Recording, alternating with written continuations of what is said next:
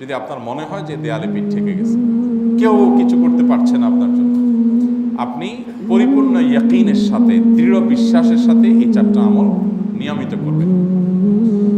এবং আমি বহু মানুষকে পার্সোনালি এটার পরামর্শ দিয়েছি, ওনারা আমল করেছেন, আমল করে উপকৃত হয়েছেন। এরকম বহু মানুষ আছেন, বৃদ্ধ মানুষ, বাবা ক্যান্সারে আক্রান্ত হয়েছেন অনেক দেরিতে, আল্লাহ তাআলা অলৌকিকভাবে সাহায্য করেছেন। হ্যাঁ, কখনো যদি আল্লাহ তাআলা এই আমলগুলো করার পরও আমার বিপদ দূর না করেন, তাহলে হয় আমার আমলের মধ্যে কোনো ত্রুটি ছিল, অথবা আমার এই বিপদ দূর না হওয়ার মধ্যে আমার জন্য কোনো কল্যাণ নিহিত ছিল। আল্লাহ তাআলা আমার দোয়া কবুল করে যে উপকার হতো তার চেয়ে বেটার কিছু হয়তো আমাকে দিবেন, এই ইয়াকিন একজন ইমানদারের থাকবে। সেই 4টা আমলের 1 নম্বর হলো ইস্তেগফারের আমল। ইস্তেগফার, আপনি ফেসে গেছেন কোনো জায়গা, কোনো উপায় পাচ্ছেন না, আপনি ইস্তেগফার করতে থাকেন। আস্তাগফিরুল্লাহ ওয়া আতুবু ইলাইহি, আস্তাগফিরুল্লাহ ওয়া আতুবু ইলাইহি, আস্তাগফিরুল্লাহ ওয়া আতুবু ইলাইহি, আস্তাগফিরুল্লাহ, আস্তাগফিরুল্লাহ, আস্তাগফিরুল্লাহাল্লাযী লা ইলাহা ইল্লা হুয়াল হাইয়ুল কাইয়্যুম ওয়া আতুবু ইলাইহি ওয়া লা হাওলা ওয়া লা কুওয়াতা ইল্লা বিল্লাহ। اللهم أنت ربي لا إله إلا أنت خلقتني وأنا عبدك وأنا على عهدك ووعدك ما استطعت أعوذ بك من شر ما صنعت أبوء لك بنعمتك علي وأبوء لك بذنبي فاغفر لي فإنه لا يغفر الذنوب إلا أنت سيد الاستغفار।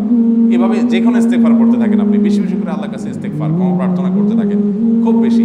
আপনার 2 ঠোঁটে অনবরত আপনি চাইতে থাকেন আল্লাহর কাছে ক্ষমা। এই ইস্তেগফার সম্পর্কে নবী করিম সাল্লাল্লাহু আলাইহি ওয়াসাল্লাম বলেছেন, মাল্লাজিমাল ইস্তেগফার, যে ব্যক্তি ইস্তেগফারকে আঁকড়ে ধরবে, আঁকড়ে ধরা মানে কি, এটা ছাড়বে না, সে পড়তেই থাকবে অনবরত। টয়লেটে যাওয়ার সময়টা, ঘুমের সময়টা, খাওয়ার সময়টা বাদে, অবসর নামাজের সময়টা বাদে, বাকি সারাক্ষণ সে ইস্তেগফার করবে। এরকম যদি কেউ করে, আল্লাহ রাব্বুল আলামিন জাআলাল্লাহু লাহু মিন কুল্লি হাম্মিন ফারাজা ওয়া মিন কুল্লি যায়কিন মাখরাজা, সকল পেরেশানি থেকে, সকল টেনশন থেকে বের হওয়ার পথ আল্লাহ তাআলা অলৌকিকভাবে তার জন্য আবিষ্কার করে দিবেন। এবং আমি আমার জীবনে যেটা বলেছিলাম, বিস্তারিত বলতে চাই না, এরকম পরিস্থিতি আসছে যে চোখের সামনে কোনো আপাতত রক্ষার কোনো পথ আর খোলা নেই, এমন ভয়াবহ বিপদ। ইস্তেগফার করতে করতে এমনভাবে আল্লাহ তাআলা সাহায্য করেছেন যে এটা কল্পনা করলেও মনে হয় যে স্বপ্নের মতো। কিভাবে এখন এই লোক এই জায়গায় আসলো আমার সাহায্যের জন্য, এই লোক তো এটা আমি এই জায়গায় আসার কথা না, ঠিক উনি এসে হাজির হয়ে গেলেন এবং উপকারটা, আমার সমাধানটা হয়ে গেল সমস্যা। তো আলহামদুলিল্লাহ, বহুবার আমি পরীক্ষা করেছি, আর আমার পরীক্ষার 2 পয়সার দাম নাই। হাদিসে বলা আছে, গ্যারান্টি দেওয়া আছে, আমার পরীক্ষা করলেই কি না করলেই।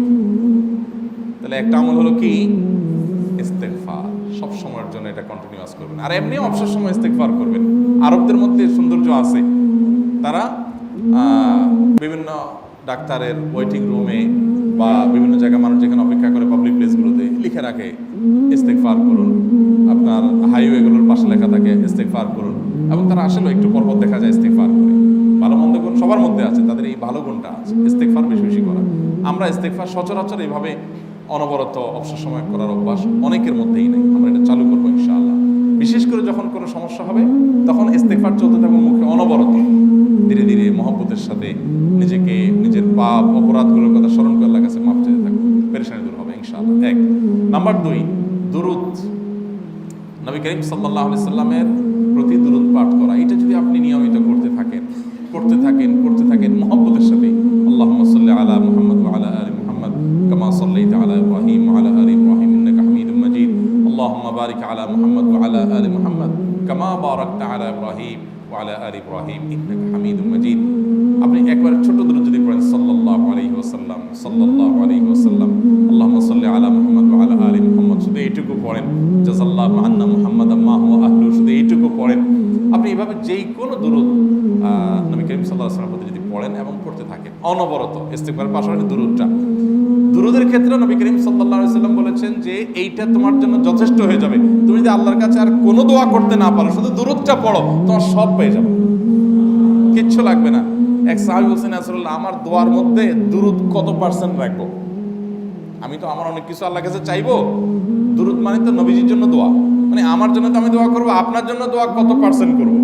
1/3, 1/4, তারপরে হাফ, এভাবে বিভিন্ন পার্সেন্টেজ বলছিলেন তিনি। নবী করিম সাল্লাল্লাহু আলাইহি ওয়াসাল্লাম বলেছেন যে হ্যাঁ, এর বেশি করতে পারলে আরো ভালো, আরো ভালো।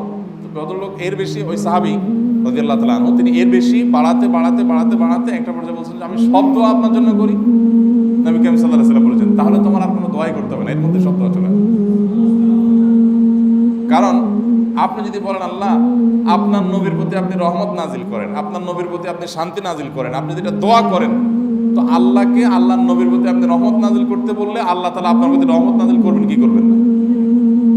আপনি কাউকে খুশি করতে চান, কার কাছ থেকে কিছু আদায় করতে চান, তার ছেলেটারে যদি হাদিয়া তোহফা দেন, আদর যত্ন করেন, তো বাই ডিফল্ট অটোমেটিকলি ওই লোকের সিম্পেথি আপনার দিকে আসবে কি আসবে না? চোখ বন্ধ করে আসবে। তো আল্লাহর নবীর জন্য যখন আপনি দোয়া করবেন তখন আল্লাহ তাআলা আপনার মধ্যে রহমত নাজিল করবেন, এটা নবী সাল্লাল্লাহু আলাইহি ওয়াসাল্লামের ওয়াদা। যে কোনো পেরেশানি, তিনি আরো বলেছেন যদি কেউ দুরূদের আমল করে নিয়মিত, আল্লাহ রাব্বুল আলামিন তার সকল পেরেশানির জন্য যথেষ্ট করে দিবেন। এই আমলটাকে সবগুলো দূর করার জন্য যথেষ্ট হয়ে যাবে। এই দুরূদের আমলটা আমি দেখেছি সুবহানাল্লাহ গুলির মতো কাজ করে। আজকের ঘটনা, এক ভদ্রলোক সকালে একটা টেলিভিশন চ্যানেল, বেসরকারি চ্যানেলে প্রোগ্রাম শেষ করে নামছিলাম লিফটে, তো উপস্থাপক উনি বলছিলেন যে ভাই মানে দুরূদের আমল পড়ে আমি কিছুদিন আগে একটা ইয়াতে মানে এমন একটা অবস্থা যে এইটা থেকে বের হওয়ার কোনো পথ আর নাই, শুরু করলাম দুরূদ অনবরত, এরপরে আল্লাহ তাআলা আমাকে এমনভাবে উদ্ধার করলেন আমি কল্পনা করতে পারি। আলহামদুলিল্লাহ এই আমলগুলো করে অনেক ভাইরা আমাকে অভিজ্ঞতা জানাইছে যে আলহামদুলিল্লাহ তাদের অভিজ্ঞতা হলো কি। হ্যাঁ, ওই যে বললাম কখনো যদি আল্লাহ তাআলা আপনার দোয়া কবুল না করেন তাহলে হয় আমার ত্রুটি আছে, আর না হলে আমার জন্য আল্লাহ তাআলা এর চেয়ে বেটার কিছু রেখেছেন, আমি সেই ইয়াকিন রাখবো ইনশাআল্লাহ বিইذنিল্লাহ। আর এই দোয়াতে সমাধান হবেই হবে, সে বিশ্বাস থাকতে হবে। নবী করিম সাল্লাল্লাহু আলাইহি ওয়াসাল্লাম বলেছেন, হাদিসে কুদসিতে আল্লাহ বলেছেন আনা ইনদা যান্নি আবদি বি, বান্দা আমার প্রতি যেমন ধারণা করে আমি তেমন আচরণ করি। আপনি যদি চিন্তা করেন করে দেখি হয় কি না, দেখি ট্রাই করি, তাহলে ওই আল্লাহ তাআলা বলবেন ঠিক আছে দেখতে থাক।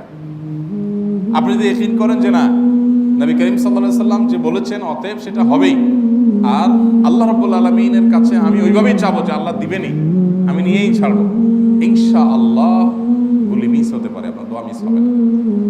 ওই ইয়াকিন, ওই ঈমান আমার মধ্যে আনতে হবে, চেষ্টা করবো তো ইনশাআল্লাহ। তাহলে দুইটা আমল হলো, ইস্তিগফার আর দুরূদ। 3 নম্বর আরেকটা আমল হলো দোয়া ইউনুস। দোয়া ইউনুস, লা ইলাহা ইল্লা আন্ত সুবহানাক ইন্নী কুনতু মিনাজ জালিমিন। বেশি বেশি পড়তে থাকবেন, যখন বিপদে পড়বেন ইস্তিগফার আর দুরূদ পড়বেন সবচেয়ে বেশি, আর মাঝে মধ্যে দোয়া ইউনুস, লা ইলাহা ইল্লা আন্ত সুবহানাকা ইন্নী কুনতু মিনাজ জালিমিন। আল্লাহ সুবহানাহু ওয়া তাআলা কোরআনে কারীমে এই দোয়ার পরে বলেছেন ওয়া কাযালিকা নুনজিল মুমিনিন। এই দোয়া পাঠ করার মাধ্যমে ইউনুস আলাইহিস সালামকে পৃথিবীর ইতিহাসের সবচেয়ে অলৌকিক ঘটনা, সকল সায়েন্স, সকল আপনার বিজ্ঞানের তত্ত্ব সবগুলোকে আপনার সবগুলোর বিপরীতে বা সবগুলোকে আপনার ভুল প্রমাণ করে দিয়ে ওই জায়গাটার জন্য আল্লাহ তাআলা ইউনুসকে মাছের পেটে ঢোকার পর সেখান থেকে আবার জীবিত রেখে বের করেছেন। অক্সিজেন অভাবে সেখানে এমনি মারা যাওয়ার কথা, আরো নানা কারণে মারা যাওয়ার কথা, তাই না? কিন্তু আল্লাহ তাআলা তাকে রক্ষা করেছেন, কারণ উনি ওই বিপদে পড়ার পর থেকে এটা পড়তেছিলেন, লা ইলাহা ইল্লা আনতা সুবহানাকা ইন্নী কুনতু মিনাজ জালিমিন। তো আল্লাহ তাআলা কোরআনে বলেছেন এটা ইউনুস, তার নবী ইউনুস আলাইহিস সালামকে আল্লাহ তাআলা এটার মাধ্যমে রক্ষা করেছেন, সেটা তার জন্য খাস না, এটা তার জন্য স্পেশাল না, বরং আল্লাহ বলেছেন ওয়া কাযালিকা নুনজিল মুমিনিন, এটা দিয়ে আমি তাকে রক্ষা করেছি, একইভাবে ঈমানদারদেরকেও এইটার মাধ্যমে রক্ষা করব। এটা বড় অস্ত্র পেয়ে গেলাম। দোয়া ইউনুস বেশি বেশি করব ইনশাআল্লাহ, লা ইলাহা ইল্লা আনতা সুবহানাকা ইন্নী। আমার দেশে আবার দেখা যায় বিপদ হয়ে গেলে তখন হুজুর ভাড়া করে যে ভাই আপনারা সবাই মিলে এটা 1 লাখ বার পড়ে দেন, 100 লাখ বার পড়ে দেন, টাকা দিব আপনারা পড়ে দেন। আপনারটা আপনি পড়বেন ভাই, হুজুরদের কাছে দোয়া চান সমস্যা নাই, আর হুজুরদেরকে খাটায়া টাকা দিবেন কেন, এমনি টাকা দিবেন না দিয়া, আর এই দোয়া নিজে নিজে করতে থাকবেন। ইউনুস আলাইহিস সালাম ওই সময় কি লোক ঠিক করছিলেন যে ভাই আপনারা সবাই দোয়া ইউনুস পড়েন, আমি গেলাম, আমি মাছের পেটে গেলাম, আপনারা বসেন সবাই দোয়া ইউনুস পড়া দেন, করছেন উনি, ওনারটা উনি করছেন, তো আপনারটা আপনি শুরু করবেন দোয়া ইউনুস না। 4 নম্বর আমল হলো ইয়া যাল জালালি ওয়াল ইকরাম, এটা বিশেষ করে পাঠ করবেন। নবী করিম সাল্লাল্লাহু আলাইহি ওয়াসাল্লাম বলেছেন আলিযু বিয়া যাল জালালি ওয়াল ইকরাম, ইয়া যাল জালালি ওয়াল ইকরাম এইটাকে তোমরা আঁকড়ে ধরবে। ইয়া যাল জালালি ওয়াল ইকরামের মানে কি? এটা আল্লাহকে ডাকা, আর কিছু না, এবং হাদিসে বর্ণিত দোয়া, এটা মাসনুন দোয়া। ইয়া যাল জালালি ওয়াল ইকরাম মানে হে মহা ক্ষমতার অধিকারী, প্রতাপশালী এবং সম্মানের মালিক, এটা বলার মানে হলো আল্লাহর কাছে নিবেদন করা, যেহেতু আপনার প্রতাপ আছে, আপনার জালাল আছে, আপনার বড়ত্ব আছে, হে বড়ত্বের অধিকারী এবং হে সম্মানের অধিকারী, আপনার যেহেতু আল্লাহ তাআলা এটা, আপনার যদি এটা আছে, অতএব হে আল্লাহ আপনি আমাকে এটা দান করুন, আপনার সেখান থেকে আমার প্রতি রহম করুন, আপনার সেখান থেকে আমাকে, আপনার বড়ত্ব থেকে আমাকে আপনি হেফাজত করুন, আপনার একরাম থেকে আমাকে আপনি, তা দিয়ে আপনি আমাকে রহম করুন। তো সেই দোয়া আল্লাহ তাআলার কাছে নিবেদন করতে পারি, ইয়া যাল জালালি ওয়াল ইকরাম। এর পাশাপাশি তাহাজ্জুদের নামাজ এবং যে কোনো নফল নামাজ। কারণ নবী সাল্লাল্লাহু আলাইহি সাল্লাম ইজা হাযাবাহু আমরুন সাল্লা, নবীজি সাল্লাল্লাহু আলাইহি সাল্লামের কোনো পেরেশানি শুরু হলে আগে ওযু করে 2 রাকাত নামাজ পড়তেন, ওযু করে 2 রাকাত নামাজ পড়তেন। আমাদের যখন পেটে ব্যথা শুরু হয় আগে কার কথা মনে পড়ে? ডাক্তারের কথা মনে পড়ে। যখন গায়ে জ্বর আসে সবার আগে মনে পড়ে কিসের কথা? নাপা। ঠিক না? জ্বর আসছে গায়ে, সবার আগে আমরা কি চিন্তা করি? নাপা। আপনি চিন্তা করেন, খান নিষেধ না তো, ওষুধ গ্রহণ করা সুন্নত। নবী সাল্লাল্লাহু আলাইহি সাল্লাম নির্দেশ করেছেন ওষুধ সেবন করতে, আপনি করেন, ভালো কথা।